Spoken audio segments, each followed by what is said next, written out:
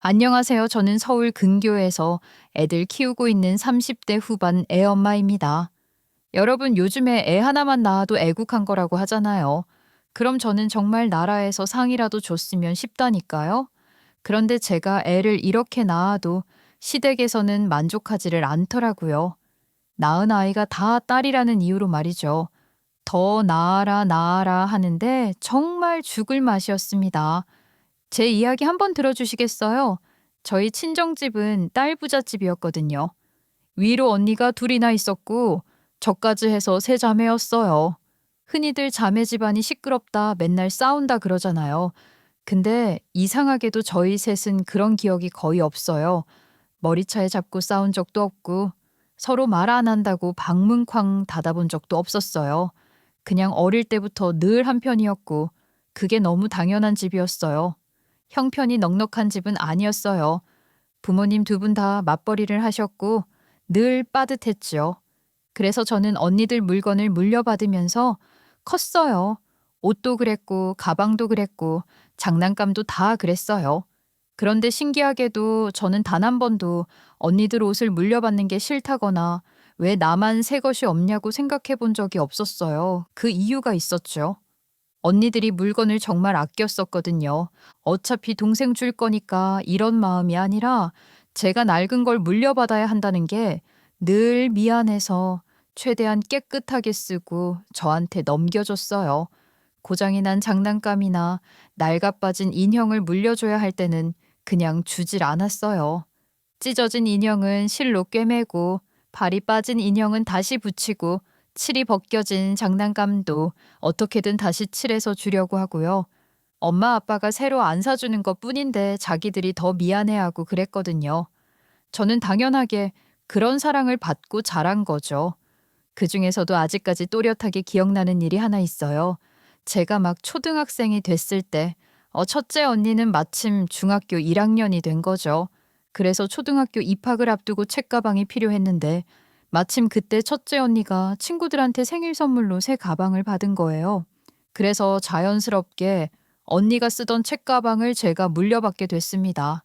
어김없이 언니는 가방을 깨끗하게 잘 써서 저는 별 생각 없었는데 언니가 가방을 꺼내놓고 한참을 가만히 보더니 말이 없더라고요. 그러다가 갑자기 저를 보면서 이런 말을 했어요. 혜원이 처음 학교 들어가는 거니까 새 가방 가지면 좋을 텐데. 그치?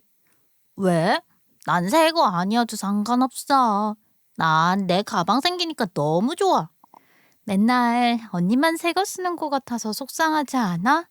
언니는 혜원이도 속상할 것 같은데. 저는 그때 언니 말이 잘 이해가 안 됐어요. 가방은 가방이지 새 거면 어떻고 헌 거면 어때 그 정도 생각밖에 없었거든요. 언니가 왜 그렇게까지 미안해하는지도 몰랐고요.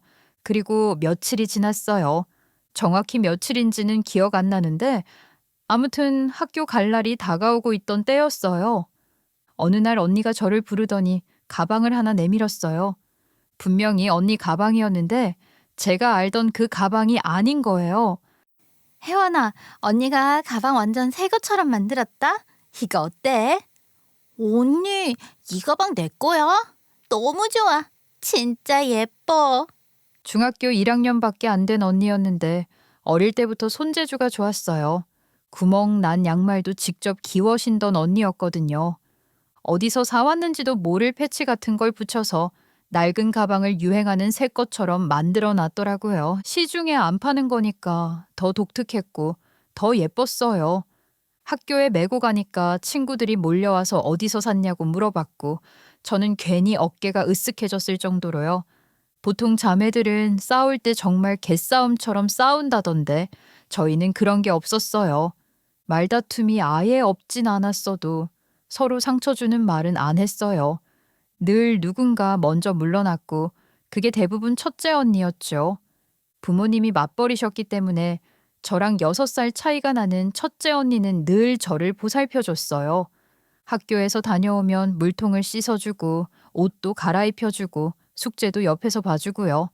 언니도 친구들이랑 노래방 가고 싶었을 거고 오락실도 가고 싶었을 텐데 부모님이 돌아오시는 저녁 7시까지는 늘 집에 있었어요.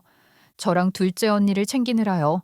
저희가 배고프다고 난리를 치면 간식도 만들어줬고 저랑 둘째 언니가 밤 9시쯤 잠들고 나서야 언니는 그제서야 자기 공부를 시작했어요. 숙제하고 학교 준비물 챙기고 그러다가도 문득 생각난 듯 저희 책가방까지 다시 열어보고는 빠진 게 없는지 확인하고요. 지금 생각해보면 얼마나 든든한 첫째였나 싶어요. 그때는 몰랐어요. 이런 집에서 이런 언니들 밑에서 자란 제가 얼마나 복받았던 건지요. 그때는 그냥 이게 세상에서 제일 당연한 줄만 알았죠. 그렇게 자라다 보니까 저도 모르게 생긴 생각이 하나 있었어요. 부모님한테 효도해야 하는 것처럼 언니한테도 언젠가는 꼭 효도해야겠다는 생각이요. 누가 가르쳐 준 것도 아니고 거창하게 다짐한 것도 아닌데 그냥 자연스럽게 그렇게 굳어졌어요. 왜냐면 제 기억 속에서 첫째 언니는 늘 저보다 한 발 앞에서 저를 챙기고 있었거든요. 지금 생각해보면 웃긴데 저는 어릴 때 웬만한 일로는 엄마를 잘 안 찾았어요. 무릎 까져서 피나도 학교에서 친구랑 싸워서 속상해도 그냥 첫째 언니 방부터 갔어요. 엄마한테 가면 왜 그랬어?부터 나오는데 언니는 그런 거 안 물어봤거든요. 그냥 옆에 앉아서 제 얘기 끝날 때까지 들어줬어요. 그래서 제 기준에서는 언니가 언니라기보다는 엄마랑 비슷한 사람이었어요. 엄마가 없을 때 집을 대신 맡아주는 사람 같은 느낌이었달까요? 첫째 언니가 그렇게 돌봄 담당이었다면 둘째 언니는 완전히 다른 쪽이었어요. 둘째 언니는 계산이 엄청 빠른 사람이었거든요. 공부 계산 말고 진짜 현실 계산이요. 부모님이 용돈을 주고 출근하시면 저는 그 돈 받자마자 뭐 먹을지부터 생각했는데 둘째 언니는 항상 거기서 브레이크를 걸었어요. 조혜원, 지금 먹고 싶다고 첫날에 다 쓰면 나중에 남는 게 없잖아. 나눠서 써야지. 생각 좀 하고 써. 근데 지금 먹고 싶은데 엄마가 마음대로 쓰라고 했잖아. 얘가 먹고 싶다는데 그냥 두자. 또 주실 수도 있잖아. 언니, 그렇게 오냐오냐 하다간 혜원이 큰일 난다? 있는 돈부터 나누고 그 다음에 뭐 먹을지 정해야지. 그땐 솔직히 둘째 언니가 너무 깐깐하다고 생각했어요. 그냥 있으면 쓰고 없으면 말면 되는 거 아닌가 싶었죠. 근데 지금 와서 생각해보면 둘째 언니는 이미 그 나이에 다음을 보고 있었던 거예요. 오늘 한번 배부른 것보다 며칠을 나눠서 버티는 걸 더 중요하게 생각했던 거고요. 저는 그걸 한참 지나서야 이해하게 됐지요. 저는 진짜로 사회라는 걸 언니들을 통해 배웠어요. 중학생이 되고 고등학생이 되고 대학을 졸업할 때까지 늘 언니들이 먼저 앞에 있었거든요. 언니들이 먼저 가서 부딪히고 먼저 실패하고 먼저 돌아와서 이건 생각보다 별로더라 하고 말해주면 저는 그걸 그대로 보고 배웠어요. 그래서 제 인생은 늘 언니들이 이미 한번 밟고 지나간 길을 뒤따라가니까 얼마나 편하고 안락했는지 몰라요. 그래서 자연스럽게 이런 생각도 들었어요. 나중에 제가 아이를 낳게 되면 꼭 자매를 낳고 싶다는 생각이요. 남매도 아니고 외동도 아니고요. 자매요. 우리가 그렇게 컸으니까 서로 도와주고 서로 의지하면서 살았으니까 제 아이한테도 그런 울타리를 만들어주고 싶었던 거죠. 물론 세상 모든 자매들이 우리 자매 같지는 않다는 것도 알고 있었어요. 그래도 그땐 그렇게 생각했죠. 이건 사람 문제라기보다는 가정 환경 문제라고요. 집이 어떻게 굴러가느냐에 따라 달라지는 거라고요. 저희 집은 어쨌든 누가 손해보면 다른 누가 채워주는 집이었으니까요. 시간이 지나서 언니들도 하나둘 자기 인생을 꾸리기 시작했어요. 첫째 언니는 정말 다정한 형부를 만났어요. 엄청 잘 사는 집은 아니었는데 둘이 같이 있으면 그냥 분위기가 편했어요. 첫째 언니가 늘 혼자 책임지던 사람에서 이제는 누군가에게 기대도 되는 사람이 된 것 같아서 그게 저는 괜히 좋았어요. 둘째 언니는 워낙 똑똑했던 사람이라 결국 변호사가 됐고 같은 변호사인 둘째 형부를 만나서 결혼했어요. 둘이 얘기하는 걸 옆에서 듣고 있으면 무슨 말인지는 모르겠는데 아무튼 대단해요. 언니들은 그렇게 자기 자리들을 하나씩 딱딱 찾아가고 있었지요. 문제는 저였어요. 언니들이 다 결혼하고 나니까 집에 저만 남은 느낌이 들더라고요. 나이는 계속 먹는데 남자친구는 없고, 그러니까 언니들이랑 형부들이 가만히 있을 리가 없었죠. 주말만 되면 전화가 왔어요. 혜원아, 이번 주말에 뭐 해? 비지? 제부가 괜찮은 사람이 있다고 소개시켜준대. 왜 또? 나 좀 쉬면 안 돼? 관심 없다니까. 쉬긴 뭘 쉬어. 그냥 나가서 밥 한 끼만 하고 와. 너네 형부가 아무나 소개시켜주겠니? 솔직히 말하면 언니들이랑 형부들이 제 결혼 가지고 신경 쓰는 게 부담도 됐고 귀찮기도 했어요. 근데 또 한편으로는 저렇게까지 신경 써주는 사람이 있다는 게 고맙기도 했고요. 하지만 나가봤자 늘 비슷해서 더 결혼 생각은 안 들더라고요. 그러다가 진짜 아무 생각 없이 갔던 친구 결혼식에서 어떤 남자랑 어쩌다 연애를 시작하게 됐는데 그게 제 남편이 된 거예요. 지금 생각하면 참 별거 아닌 인연이었는데 그땐 그게 그렇게까지 큰 갈림길이 될 줄은 몰랐어요. 정말 우연히 만난 거나 다름없었거든요. 남편은 신랑 측 친구였고 저는 신부 측 친구였어요. 결혼식장에서 따로 인사를 나눈 것도 아니었고 식 끝나고 자연스럽게 이어진 뒤풀이 자리에서 처음 제대로 마주 앉게 됐습니다. 술잔 돌리고 팀 나눠서 술자리 게임도 하고 누가 벌칙 걸렸다고 웃고 떠들고 딱 그 정도 분위기였어요. 그 자리에 있던 사람들 중 하나였고 그 이상도 이하도 아니었죠. 그날 밤이 유독 길었던 것도 아니었어요. 그냥 술자리가 좀 길어졌고 사람들끼리 번호를 교환하다 보니 저랑도 자연스럽게 번호를 주고받게 된 거예요. 사실 그때까지만 해도 연애 같은 건 전혀 생각 안 했어요. 언니들 성화에 소개팅 나가던 것도 다 귀찮아서 질질 끌던 시기였고 누굴 새로 만난다는 것 자체가 피곤하게 느껴질 때였거든요. 그런데 신기하게도 그 사람은 연락이 와도 부담스럽지가 않았어요. 괜히 의미 없는 안부를 묻지도 않았고 답장을 재촉하지도 않았고 그냥 가끔 오늘 뭐 했냐, 주말엔 뭐 하냐 그 정도였어요. 그게 오히려 편하더라고요.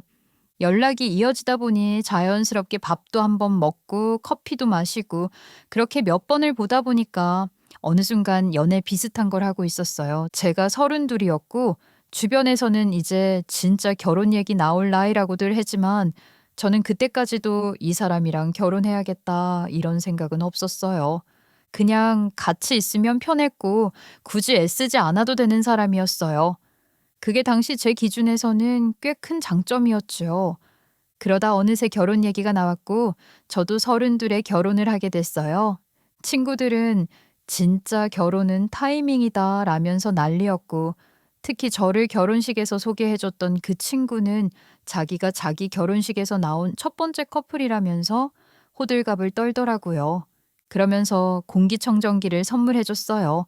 그래서 그때는 뭔가 많은 사람들에게 축복받는 결혼 같았고 사람들이 다들 잘 어울린다고 해주니까 저도 덩달아 내가 결혼을 잘하는구나 그렇게 생각했던 것 같아요. 그런데 사실 지금 돌이켜보면 제가 시댁에 처음 인사 갔을 때부터 뭔가 심상치 않기는 했어요. 아주 대놓고 이상한 건 아니었는데 공기가 달랐다고 해야 하나요? 저희 집 분위기랑은 확실히 달랐어요. 긴장해서 그런가 싶어서 넘기려고 했는데 집에 돌아오는 길에 제가 남편한테 가볍게 말한 적이 있었거든요. 뭐라 해야 하지? 좀 조용하고 다들 말 아끼는 느낌? 아, 그래? 우리 집은 원래 딱 할 말만 해서 자기가 그렇게 느꼈을 수도 있겠다. 마음에 안 든다거나 그런 거 아니니까 걱정 마. 그 말을 듣고 저는 더 생각하지 않았어요. 각자 살아온 환경이 다른 건 어쩔 수 없잖아요. 집집마다 분위기 다르고 표현 방식도 다르고 그 정도 차이는 결혼하면 다 맞춰가는 거라고 생각했거든요. 남편이랑 저는 서로 말 잘 통하니까 상관없었고요. 그래서 저는 그냥 아, 그렇구나 하고 가볍게 넘어갔어요. 지금 생각하면 그때 그러면 안 됐던 거였는데 말이에요. 결혼식을 올리고 혼인신고까지 하고 나니까 이상하게 그때는 안 보이던 것들이 하나둘 눈에 들어오기 시작했어요. 남편 개인이 아니라 남편의 집안이 어떤 집안인지가요. 연애할 때는 굳이 들여다보지 않아도 되는 부분들이었는데 법적으로 가족이 되고 나니까 그게 피해갈 수 있는 영역이 아니더라고요. 남편에게는 위로 누나가 하나 있었거든요. 그래서 처음에는 저도 은근히 기대를 했어요. 제 인생에는 늘 언니들이 있었으니까 시댁에도 그런 존재가 하나쯤 있으면 든든하지 않을까 싶었던 거죠. 겉으로만 보면 우리 첫째 언니랑 비슷해 보이기도 했어요. 동생 위에 있는 누나라는 위치도 그렇고 집안에서 뭔가 챙기는 역할처럼 보이기도 했고요. 그런데 조금만 지켜보니까 비슷하면서도 전혀 달랐어요. 우리 첫째 언니는 본인이 동생들을 챙겨야 한다는 책임감도 있었지만 무엇보다 챙기고 싶어서 나서서 챙겨준 사람이었거든요. 그런데 시누이는 아니었어요. 시누이는 본인이 챙기고 싶지 않고 하고 싶지 않은데도 시어머니가 요구를 하고 그렇게 해야 한다고 강요를 해서 어쩔 수 없이 하는 쪽이었던 거예요. 그러니 이 시누이가 속으로 얼마나 쌓인 게 많았겠어요? 그래서 저한테 내리갈굼을 했다? 그러면 제가 이 사연 쓸 일도 없었을 거예요. 신혼부터 그랬으면 저 바로 들고 일어나서 결혼 무효다 했을 거거든요. 근데 시누이는 그냥 묵묵히 시키는 대로 하더라고요. 그걸 알고 나니까 딱히 저한테 뭐라 한 건 아닌데도 제 마음이 개운하지는 않더라고요. 그날 밤 제가 남편한테 또 한 번 말을 꺼냈어요. 여보, 원래 그랬어? 오늘 보니까 어머님이 형님한테 좀 과할 정도로 뭘 많이 부탁하시더라. 아, 그거 누나가 전부터 엄마 따라서 신부 수업 같은 것도 받고 그랬어. 누나도 그러면서 엄마한테 받아가는 거 많으니까 신경 쓰지 마. 아니, 그래도 어떻게 신경 안 써. 형님이 혼자 뭐 하시는데 나는 아직 신혼이라고 일부러 안 그러시는 것 같단 말이야. 나중에 나한테도 그러시면 어떡해. 에이, 당신한테는 안 그럴 거야. 나도 중간에서 잘할 거니까 걱정 마. 누나가 진짜 싫었으면 엄마한테 말해서 어련히 잘 해결했겠지. 사실 좀 찝찝하긴 한데 그때도 저는 고개를 끄덕였어요. 남편 말이 틀린 건 아닌 것 같았거든요. 실제로 남편이 적어도 제가 아는 선에서 가부장적인 사람은 아니었거든요. 나서서 집안일도 잘 도맡아서 하고 저한테 뭐라고 한 적도 없었고 저를 통제하려는 모습도 없었으니까요. 그래서 저는 남편은 괜찮은데 부모님 세대가 좀 다른 거겠진 정도로만 생각한 거예요. 사실 저희 집은 앞에서도 말했듯이 자매끼리 사이가 너무 좋았고 부모님도 그런 저희를 늘 어여쁘게 봐주셨어요. 그래서 훈육이라고 해도 크게 혼을 내는 스타일은 아니었고 어차피 말로 해서 알아들을 수 있는 부분은 말로 해도 다 알아듣는다고 믿는 쪽이었단 말이에요. 사실 저희 자매가 철이 일찍 들어서 부모님 말에 크게 반항을 하거나 엇나갈 일도 거의 없었던 게 가장 영향이 컸다고 해도 아무튼 가네요. 그래서 더 가볍게 생각했던 것 같아요. 하지만 시누이는 과거에 어떤 일이 있었는지는 잘 모르겠는데 이미 몸에 체념이 붙었다고 해야 하나? 그런 사람이었다는 건 시간이 점점 지나면서 알게 됐지요. 그걸 아주 크게 체감했던 사건이 있습니다.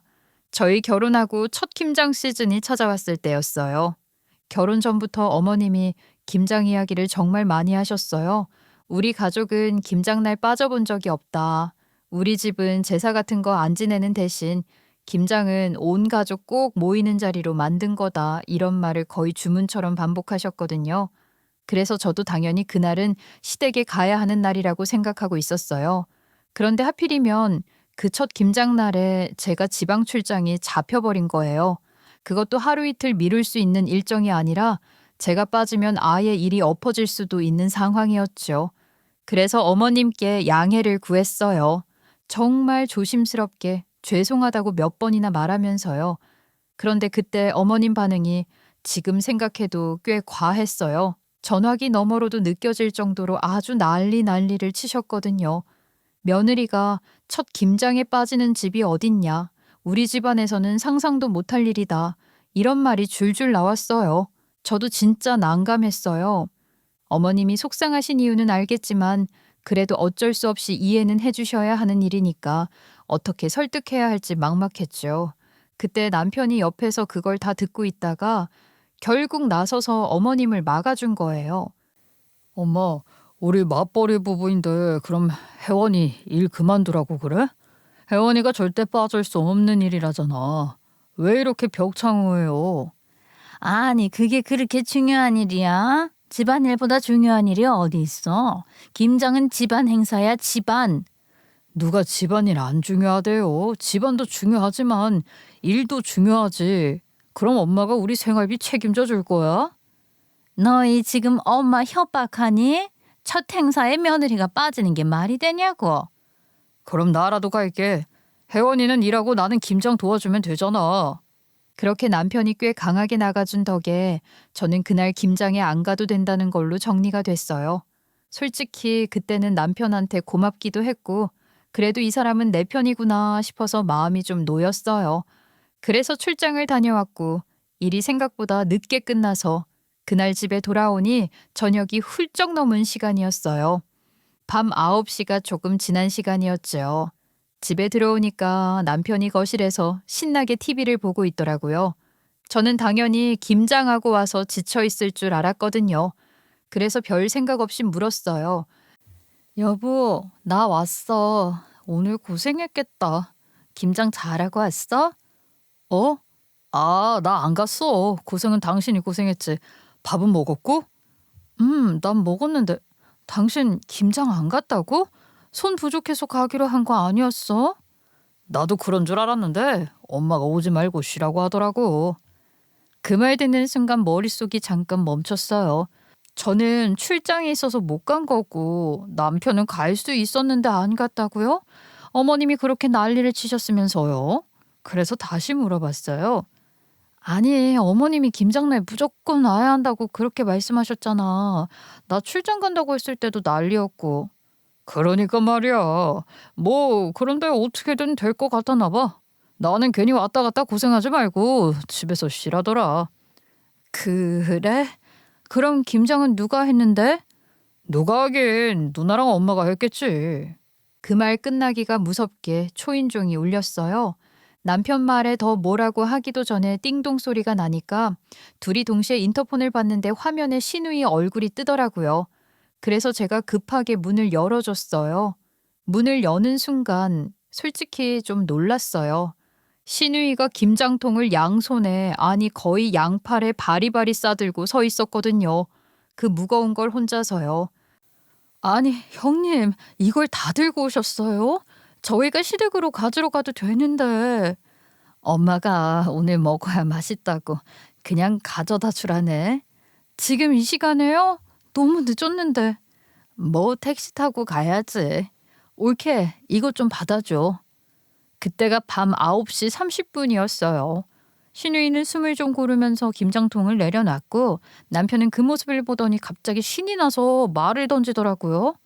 누나, 수육도 삶았지? 엄마가 같이 싸서 보내라더라. 올케가 받은 봉지에 있어. 역시 엄마야. 여보, 아깝다. 밥 안 먹고 왔으면 이거 먹으면 딱인데. 그래도 당신 고생했으니까 수육이랑 한잔 하고 잘까? 그 장면을 보는데 설명하기 어려운 묘한 기분이 들었어요. 어머님은 남편한테는 오지 말라고 고생하니까 쉬라고 해놓고 정작 김장에 필요한 일은 전부 신우이한테 떠넘긴 거잖아요.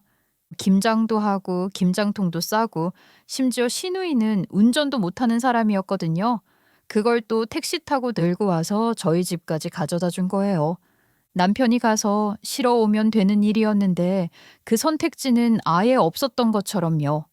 그날 밤 제가 신우이 배웅해 주러 나가서 고맙다고 몇 번을 말하고 직접 택시 잡아서 택시비까지 쥐어드리고 보냈는데도 제 마음은 전혀 개운하지가 않았어요. 그때는 아직 정확히 뭐가 문제인지 말로 설명은 못했어요.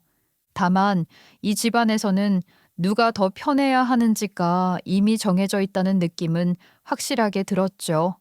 그리고 그 기준에서 여자는 늘 뒷순이라는 것도요. 결혼하고 1년쯤 지나니까 그게 점점 더 또렷해졌어요.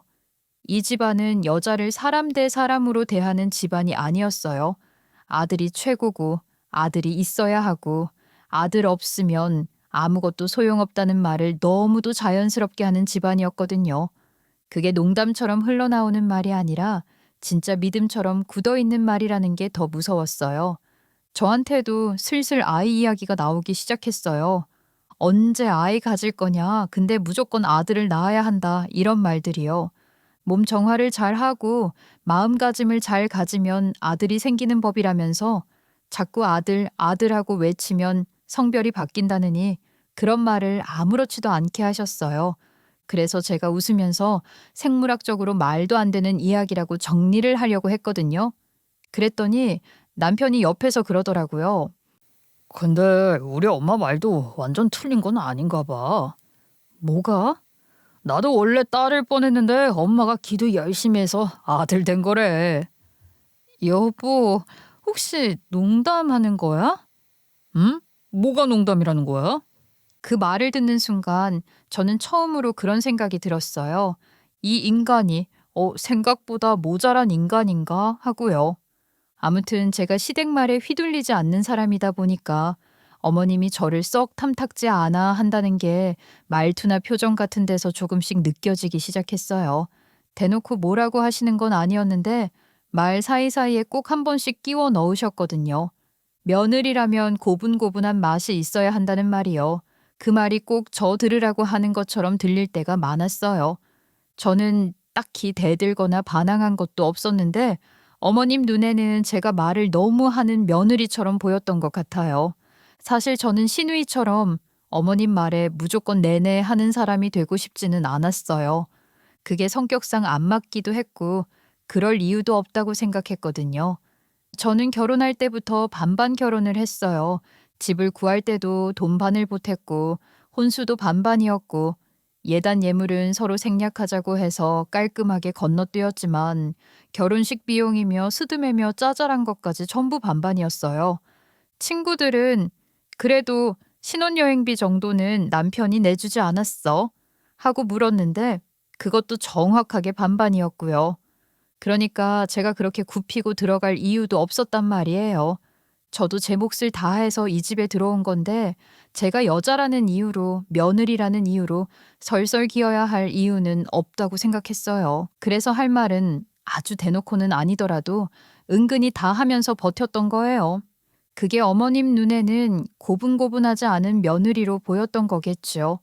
말 안 듣는 것도 아닌데 그렇다고 시키는 대로만 하지는 않는 며느리요. 그러다 결혼 2년 차쯤 됐을 때 드디어 어머님의 애타령이 본격적으로 시작됐어요. 그전까지는 슬쩍슬쩍 흘리듯이 말하셨다면 그때부터는 아예 주제가 됐어요. 제 나이가 34이었으니까 지금 낳아도 노산이라는 말이 자연스럽게 따라붙었고요. 아직 아이 계획이 없다고 하면 바로 표정이 굳으셨어요.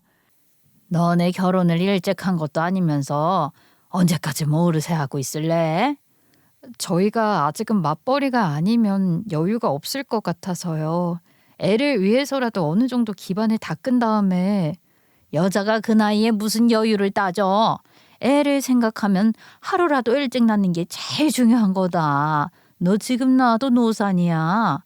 엄마, 그만 좀 하세요. 요즘은 옛날보다 10살 빼서 생각하라고 하잖아요. 우리가 알아서 하겠다는데 엄마가 왜 이렇게 열을 올려요? 우리한테도 시간이 필요하다니까.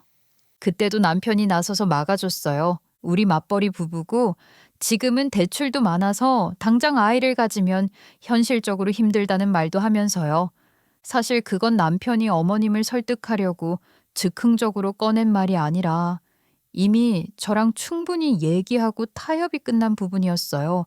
제가 당장 일을 그만두게 되면 집을 구하면서 받은 대출금 때문에 가게에 바로 빵꾸가 나는 상황이었거든요. 남편도 그 짐을 혼자 지고 싶어 하지 않았고요. 그런데 어머님은 그 이야기를 듣고도 전혀 설득되지 않으셨어요. 돈 얘기는 뒷전이고 여자의 본분 이야기가 먼저였거든요. 임신은 선택이 아니라 의무라면서요. 진짜 올드하죠. 사실 그렇다고 제가 아이 생각이 없었던 건 아니에요. 사실 저는 늘 아이 생각을 하고 있었어요. 언니들 밑에서 자라서 그런지 막연하게라도 자매를 낳고 싶다는 생각도 있었고 친구들이 하나둘 육아 얘기를 하는 걸 들으면 저도 아이를 키우는 삶을 상상해 보기도 했어요. 힘들어도 시끄러워도 그 나름의 세계가 있겠구나 싶었죠. 그리고 얼마 뒤였어요. 저희가 첫째 아이의 태명을 정하게 됐습니다. 태명은 한방이었어요. 정말 말 그대로였거든요. 임신 계획을 세우고 별 탈 없이 한방에 임신이 됐어요. 그 사실 하나만으로도 저는 솔직히 안도감이 컸어요. 몸도 마음도 생각보다 잘 따라와 줬고, 아, 나도 엄마가 되는구나 라는 실감이 조금씩 나기 시작했거든요. 그런데 그때부터였어요. 어머님이 갑자기 신실한 종교인이 되신 거예요. 16주 성별이 나올 때까지 기도를 매일같이 올리는 중이라며 단체 카톡방에 사진을 올리기 시작하셨어요. 새벽 예배 사진, 절 사진, 기도문 사진까지 종류도 다양했어요. 처음엔 그냥 흐린 눈으로 넘겼어요. 기대가 큰가 보다 그 정도로 생각하려고 했죠. 그런데 하루 이틀이 아니라 매일 올라오니까 그게 은근히 부담이 되더라고요. 사실 저랑 남편은 딸이면 좋겠다는 생각을 하고 있었어요. 저는 자식들도 저랑 언니들 같은 관계가 되었으면 해서 자매를 만들어주고 싶었고, 남편도 딸 바보 아빠들 보면서 부럽다 부럽다 하던 사람이었거든요. 그런데 어머님이 아들 이야기를 너무 많이 하시니까 성별 확인하러 가는 날이 다가올수록 마음이 괜히 조마조마해졌어요. 딸이면 어떡하지? 라는 생각을 제가 하고 있다는 게 그 자체로 싫더라고요. 성별 확인 날 병원에서 의사 선생님이 조심스럽게 말해 주셨어요. 첫째 아이는 딸이었어요. 저는 그 순간 안도감이 먼저 들긴 했는데 동시에 어머님 얼굴이 자동으로 떠오르더라고요. 예감은 틀리지 않았어요. 딸이라는 걸 알자마자 어머님이 둘째 얘기를 하셨거든요. 예, 혜원아, 육아라는 게 말이다. 연이어서 하는 게 그나마 편한 거야. 다 내가 경험해보고 알려주는 거니까 귀담아 들어라. 엄마, 아직 첫째도 안 태어났어. 무슨 그런 말을 해요. 지금 말해야 혜원이도 계획을 세울 거 아니야. 응? 안 그러냐? 그런데요, 어머님, 회사 복직도 생각해야 하고요. 그래서 더더욱 연년생으로 나으라는 거야. 중간에 복직했다가 또 휴직 내는 게 더 힘든 일 아니니? 연년생으로 나오면 육아휴직도 이어서 쓰고 얼마나 좋으니? 듣고 보니까 말만 놓고 보면 틀린 말은 아닌 것 같기도 했어요. 저도 아이를 적어도 둘은 낳고 싶었고 그동안 제가 일을 못해서 대출금에 허덕이고 있었는데 양가에서 도움을 주신 덕분에 숨통이 트이기도 했고요. 그래서 결국 저도 그 흐름에 탑승했습니다. 첫째 딸을 낳고 몸 회복이 되자마자 둘째를 가지려고 노력했고 첫째 아이돌이 되기 전 둘째를 가질 수 있었어요.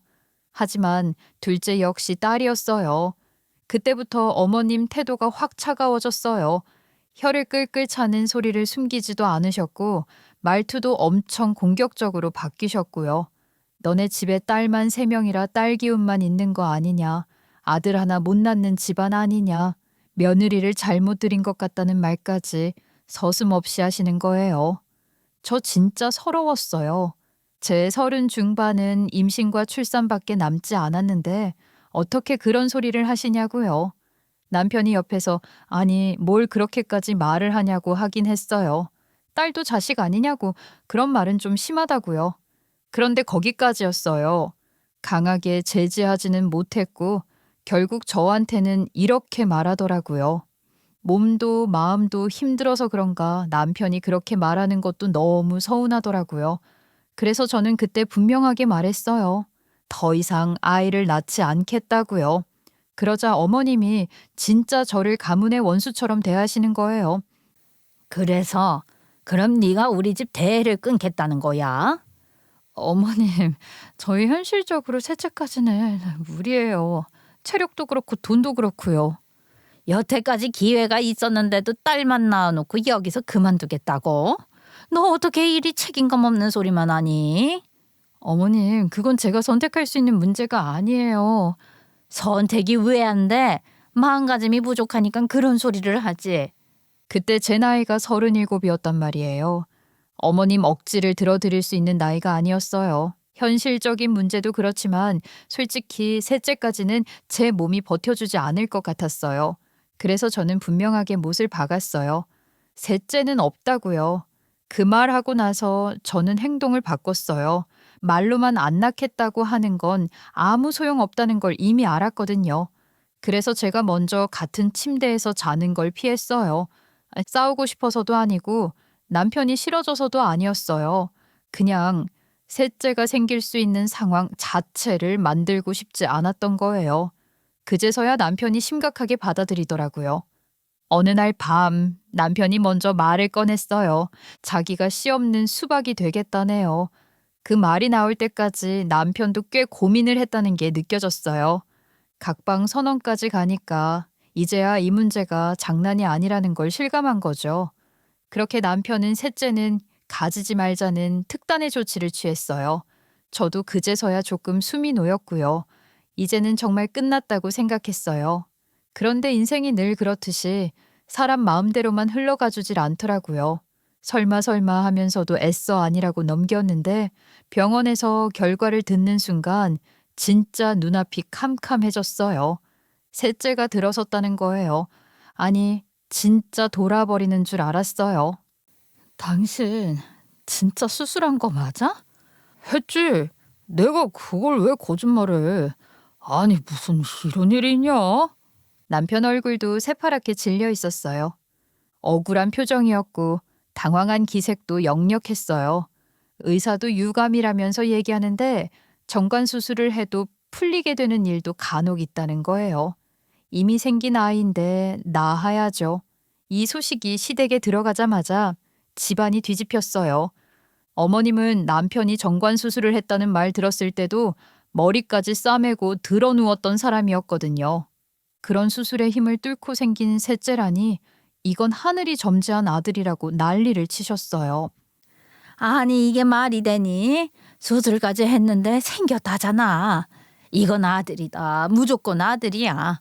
수술을 뚫고 들어올 정도로 힘이 좋다는 거 아니냐? 아들이다 아들. 성별 나올 때가 다가오자 어머님은 거의 집착에 가까웠어요. 아들이냐 딸이냐 하루에도 몇 번씩 물어보셨고 이번엔 저랑 남편이 끝까지 말을 아꼈어요. 우리도 병원에서 안 물어봤다고 아직 모른다고만 했죠. 우리 둘 다 이미 어머님의 집착에 학을 뗀 상태였거든요. 그러자 어머님은 제 배만 보면 말씀을 얹으셨어요. 셋째라 그런지 배가 2배로 불어오른 것 같다. 모양이 다르다. 이건 누가 봐도 아들 배다. 아들이라 성질이 급해서 그런지 배부터 앞으로 튀어나온다. 별별 말을 다 하셨어요. 저는 그냥 듣기만 했어요. 그러다 임신 8개월 차에 진통이 왔어요. 상황이 급해져서 결국 응급수술로 들어갔고 정신없이 아이를 낳았어요. 어머님은 수술실 앞에서 아들이라 성질이 급해서 일찍 나오려나 보다라고 했다더라고요. 하지만 어머님 바람과는 달리 셋째도 딸이었어요. 수술이 끝나고 회복실에 누워 있는데 그 시간이 정말 지옥 같았어요. 첫째랑 둘째는 자연분만이어서 출산 후에도 몸이 비교적 빨리 돌아왔는데 이번엔 수술을 했잖아요. 마취가 풀리자마자 배가 찢어질 것처럼 아파서 정신이 하나도 없었죠. 수술이 끝나고 얼마나 지났는지도 모르겠어요. 회복실에서 정신을 차리고 나서 병실로 옮겨졌는데 눈을 떠보니까 엄마랑 남편밖에 없는 거예요. 순간 이상하더라고요. 아무리 그래도 이 상황에서 어머님이 안 보일 리가 없잖아요. 그래서 제가 힘들게 입을 열어서 물었어요. 어머님은요? 하고요. 그러자 엄마가 남편을 한번 쓱 째려보더니 말을 시작하셨죠. 기가 막혀서 말이 안 나온다. 네 짐가방을 냅다 던지더니만 딸 낳았다고 인사도 안 하고 사라지시더라. 그 말이 무슨 뜻인지 바로 이해가 안 됐어요. 그래서 제가 멍한 얼굴로 가만히 있으니까 엄마가 차분하게 하나씩 설명을 해줬어요. 딸이에요 하면서 수술실에서 말이 나오자마자 어머님이 수술실 밖에서 서성이다가 제 병실로 올라왔다는 거예요. 남편은 그때 상황을 잘 몰랐으니까 어머님을 붙잡으려 했대요. 그런데 어머님이 씩씩거리면서 제 병실 쪽으로 올라가는 것 같길래 엄마가 느낌이 안 좋아서 뒤따라 올라왔다고 했어요. 그리고 병실 문을 여는 순간 어머님이 본인이 가져온 짐가방을 바닥에 냅다 던지더랍니다. 그 짐가방이 뭐였냐면 아들이 태어날 거라고 굳게 믿고 준비해온 베네저골이랑 이것저것이 들어있던 가방이었어요. 엄마가 그 모습을 보고 바로 말했대요. 사돈, 뭐 하세요? 그러자 어머님이 거의 이를 갈듯이 말하더래요. 이 진가방 내가 우리 손자를 위해 싸운 건데 또 딸이라니. 갖다 버리던지 해야지. 그러고는 그 짐 가방을 병실 한가운데로 던져놓고 아무 말 없이 나가버렸다는 거예요. 그 얘기를 듣는데 진짜 뭐라고 해야 할지 모르겠더라고요. 화도 났는데 그보다 먼저 민망함이 확 올라왔어요. 다른 사람도 아니고 제 엄마 앞에서 그런 꼴을 보였다는 게 너무 민망하고 너무 죄송스럽고 말로 표현이 안 되는 기분이 들었어요. 제가 병실에 누워서 애를 낳고 있는데 제 아이 성별 하나로 사람 대접이 갈리는 장면을 엄마가 고스란히 봤다는 게 견딜 수 없이 부끄러웠어요. 그런데 그게 끝이 아니었어요. 제가 병실에 누워서 배를 붙잡고 끙끙거리고 있는데 얼마 지나지 않아 어머님이 다시 들어오셨어요. 이번엔 손에 종이 한 장을 들고서요. 인사도 없고 말도 없고 그냥 그 종이를 제 쪽으로 던지듯이 내려놓더라고요. 어떻게 셋째까지 딸을 낳을 수가 있니? 우리 집안의 대를 끄는 년아. 네 년은 우리 집 며느리로 인정 못한다. 이혼 도장 찍어라. 순간 귀가 멍해졌어요. 수술 직후라 몸도 정신도 정상이 아니었는데 이혼이라는 단어만은 또렷하게 들리더라고요. 남편이 그제야 정신 차린 듯 벌떡 일어나면서 말했어요. 썩 좋은 시도는 아니었지만요. 아니 엄마 무슨 소리라는 거야? 딸을 낳긴 했지만. 뭐라고? 지금 뭐라고 하는 거야? 우리 딸을 애 낳는 기계 취급하는 거야 뭐야? 한서방은 입 다물어. 뭐라고요? 지금 내 아들 보고 지금 입을 다물라 했어? 나도 우리 아들한테 그런 말 써본 적 없는데 당신이 뭔데 우리 아들한테 입 다물라 말라야. 그런 마음씨를 가지고 있으니 딸밖에 못 낳지. 당신이 딸밖에 못 낳으니까 며느리년도 딸만 철철히 낳는 거 아니야. 아유 부정타라 부정타. 그 말을 듣는데 진짜 그 순간은 배 아픈 것도 있고 입만 쩍 벌어졌다니까요. 아니 어머님이 아들에 집착하는 건 알았지만 그래도 이 정도로 경우 없게 말하는 사람이라고는 생각 못했거든요. 그런데 우리 엄마는 놀랍지도 않으신지 갑자기 깔깔거리면서 웃기 시작한 거예요. 진짜 소리내서요. 딸이 얼마나 귀한 줄도 모르고 한 치 앞도 모르고 그런 소리 한 거 후회하게 될 거야. 그러더니 엄마가 제 앞에 떨어져 있던 그 서류를 집어서 아무 망설임 없이 사인을 해버렸어요. 그리고는 어머님을 똑바로 보면서 말했어요. 내가 대신 이혼시킨 겁니다. 우리 딸을 이딴 집에서 평생 살게 할 순 없지요. 그때 저는 복통 때문에 제대로 말도 못하고 있었는데도 이혼이라는 단어만큼은 또렷하게 들렸어요. 남편이 그제야 사태가 심각하다는 걸 느꼈는지 서류를 낚아채려고 하더라고요. 아니 다들 왜 이러세요? 그런데 어머님이 한 발 빨랐어요. 서류를 확 잡아채더니 이렇게 말하더라고요. 그렇게 말씀해 주시니 마음이 놓이네요. 얘 혜원아 너도 이혼 모르기 없는 거다. 우리 아들은 어린 여자랑 재혼시켜서 아들 키우면서 살게 할 거니까 말이다. 그 말을 듣고도 엄마는 웃음을 멈추지 않았어요. 진짜 깔깔깔 웃으시면서요. 그렇게 병실 안이 완전히 아수라장이 된 그 순간에 갑자기 병실 문이 열렸어요. 진짜 타이밍이 기가 막혔어요. 간호사 한 분이 신생아 침대 같은 걸 질질 끌고 들어오시더니 상황을 전혀 모르는 얼굴로 밝게 말을 꺼냈어요. 산모님, 전신 마취하셔서 아직 아이들 얼굴 확인 못하셨죠? 여기는 첫째, 여기는 둘째예요. 아이들이 나란히 들어왔어요. 신생아용 싸개에 곱게 쌓여 있었는데 하나는 분홍색이었고 하나는 하늘색이었어요. 그걸 보는 순간 병실 안 공기가 싹 바뀌는 게 느껴졌어요. 특히 시어머니 얼굴이요. 방금 전까지만 해도 노기등등하던 얼굴이 눈 깜짝할 사이에 휘둥그레지더라고요. 간호사는 상황을 전혀 눈치 못 챈 채로 말을 이어갔어요. 쌍둥이 낳느라 응급 수술하셔서 힘드셨지요. 사실 팔삭둥이들이라 바로 인큐베이터로 들어가야 하는데 입원 수속 전에 잠깐 얼굴만 보여드리러 왔다고 출산하느라 고생 많으셨다고요. 그 말을 듣자마자 시어머니가 소리를 질렀어요. 왜 애가 둘이야? 어? 사실 저는 셋째를 확인하러 병원에 갔을 때 이미 쌍둥이라는 걸 알고 있었어요.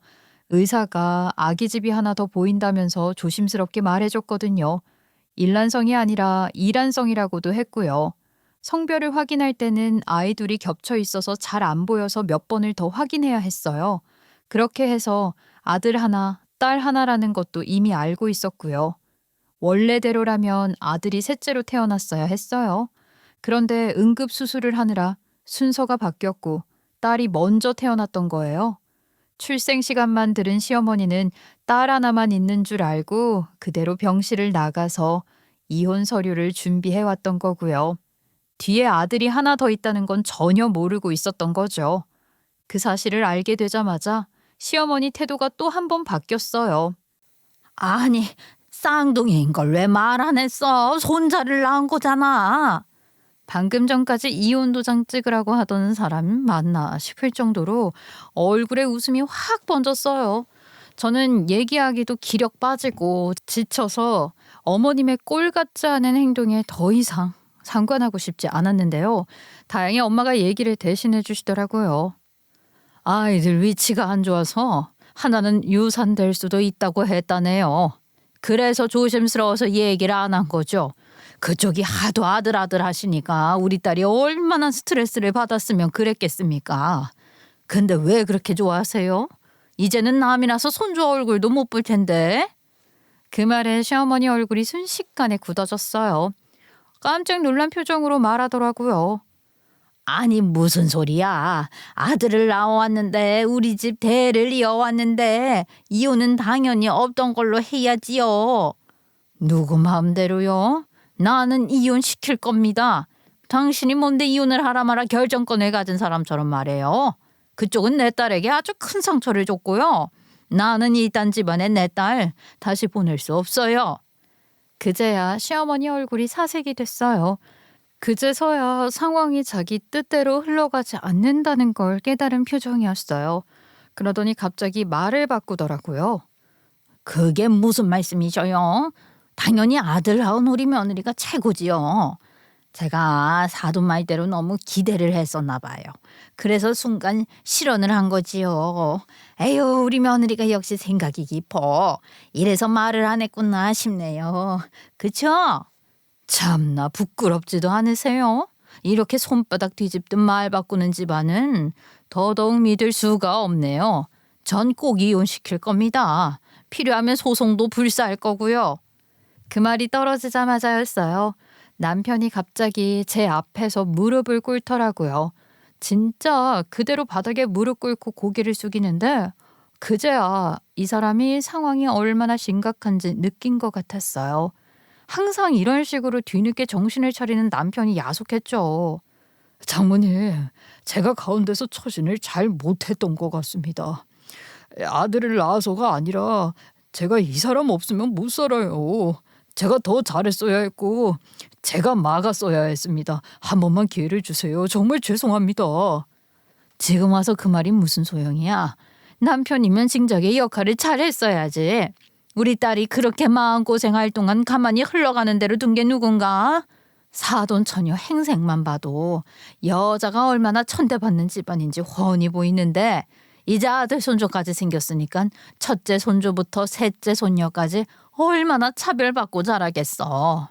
나는 우리 애들 그 집안에 절대로 못 보낸다고. 이혼해. 그 소리에 병실 안이 다시 조용해졌고 남편은 아무 말도 못하고 고개만 숙이고 있었어요. 그러다 고개를 들어서 이번엔 저를 보더라고요. 눈이 빨개져 있더라고요. 여보, 정말 이혼할 거야? 그 질문 듣는데 솔직히 저도 마음이 멀쩡할 리가 없었어요. 노산에 수술까지 해서 쌍둥이를 낳았는데 낳자마자 시모라는 인간이 이혼 서류를 면상에 던지는데 인간적으로 어떻게 괜찮겠어요. 저도 상처였거든요. 그래서 그냥 마음 가는 대로 말했어요. 저도 이혼하고 싶다고요. 그 말을 하자마자 이번엔 시어머니가 무릎을 꿇었어요. 아까랑은 완전히 다른 얼굴로요. 말이 한꺼번에 쏟아졌어요. 그랬더니 이번엔 시어머니가 무릎을 꿇더라고요. 아까랑은 완전히 다른 얼굴로요. 말도 빨라지고 표정도 급해지고 자기가 잘못했다. 다 자기 잘못이다. 내가 하자는 대로 다 하겠다. 애들 차별 절대 안 하겠다. 이 말 어기면 평생 손주 안 보겠다. 대출금도 갚아주고 매달 용돈도 주겠다. 이혼만은 하지 말아달라. 진짜 쏟아내듯이 말했어요. 그때 우리 엄마 표정이 살짝 바뀌는 게 보이더라고요. 아까처럼 불타는 얼굴은 아니고 계산기 두드리는 얼굴 있잖아요. 그러더니 저를 보면서 한마디 하셨어요. 네가 하고 싶은 대로 해. 그 말 듣는데 정신이 확 들더라고요. 애가 넷이에요. 넷을 제가 혼자 어떻게 키워요. 결국 이혼하면 그 부담은 또 우리 엄마랑 언니들 몫이 되는 거잖아요. 그래서 저도 현실적인 말을 꺼냈어요. 그럼 각서 써주실 수 있어요? 시어머니는 잠깐 멈칫하더니 결국 고개를 끄덕였어요. 그렇게 각서를 썼어요. 가사노동값, 대출금, 육아지원, 매달 용돈까지. 어떻게 해서든 집을 팔아서라도 책임지겠다는 내용이었고 말로만이 아니라 지장까지 확실하게 찍었어요. 그러면서 이혼만큼은 하지 말아달라고 했고요. 사실 시댁에 돈이 아예 없는 건 아니었어요. 그동안은 딸 낳은 게 고깝다며 주머니를 안 풀었던 거지 못 풀 상황은 아니었던 거죠. 지원은 확실히 하겠다고 했고 육아 간섭도 안 하겠다고 해서 일단은 이번 일은 여기서 넘기기로 했어요. 그 뒤로요.